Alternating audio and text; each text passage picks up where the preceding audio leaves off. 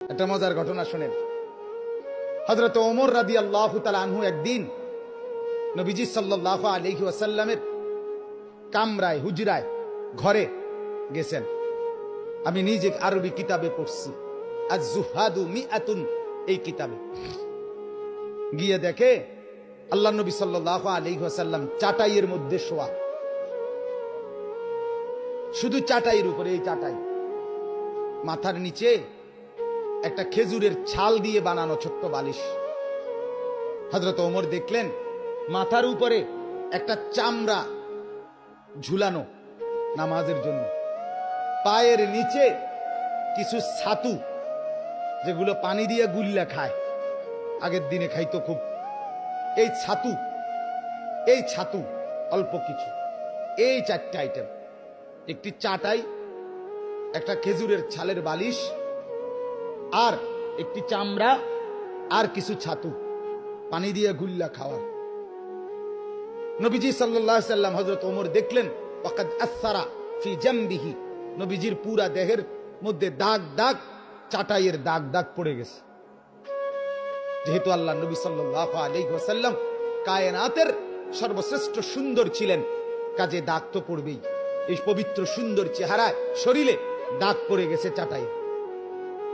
হাদিসে আছে হযরত ওমর রাদিয়াল্লাহু তাআলা আনহু সাথে সাথে কাঁদতে শুরু করলেন। আল্লাহ নবী সাল্লাল্লাহু আলাইহি ওয়াসাল্লাম বললেন, মা ইয়াবকিকা ইয়া ওমর, ওমর তোমাকে কে কাঁদালো, কাঁদতেছো কেন?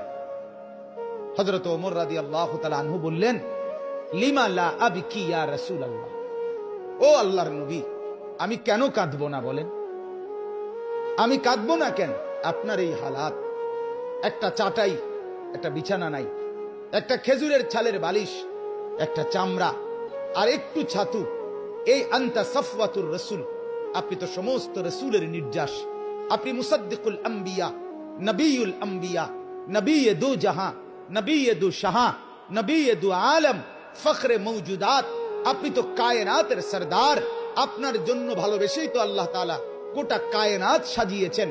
এত এত এত এত এত এত মর্যাদা যার, সেই আপনার এই হালাত।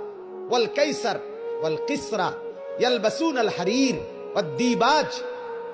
ওমর বললেন, অথচ রোমের বাদশা, পারস্যের বাদশা, তারা রেশমি কাপড়, রেশমি পোশাক, রেশমের বিছানার মধ্যে তারা শোয়, ঘুমায়, খায়, ব্যবহার করে। আর আপনার এই হালাত, আমি এটা দেখে কেমনে মেনে নেই? আমার চোখ এজন্য বাধা মানছে না, আমি কাঁদতেছি।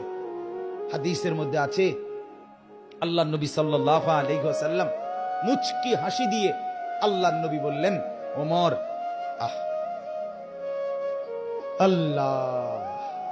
আল্লাহ নবী বললেন, ওমর, আমা তারদা আন তাকুনা লানাল আখিরাহ ওয়া লাহুমুদ দুনিয়া।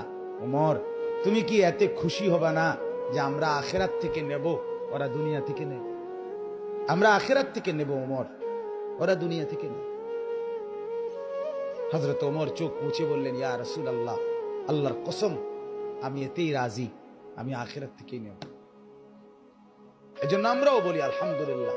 ৬,০০০ টাকা মসজিদের ইমাম, ৮,০০০ টাকা বেতন, মুয়াজ্জিনের বেতন ৪,০০০ টাকা, আমাদের এই মাদ্রাসাগুলোর উস্তাদদের বেতন ৮,০০০, ১০,০০০, ৬,০০০, ৭,০০০ টাকা।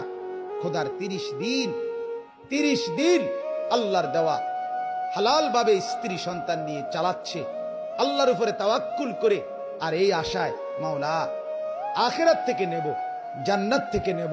আমরাও আলহামদুলিল্লাহ একথা যেন বলে যে মাওলা সুদখোরেরা দুনিয়া নেক, ঘুষখোরেরা দুনিয়া নিয়ে যাক, বাটপাড়ার চিটার, অবৈধ উপার্জনকারী, চোর ডাকাত আর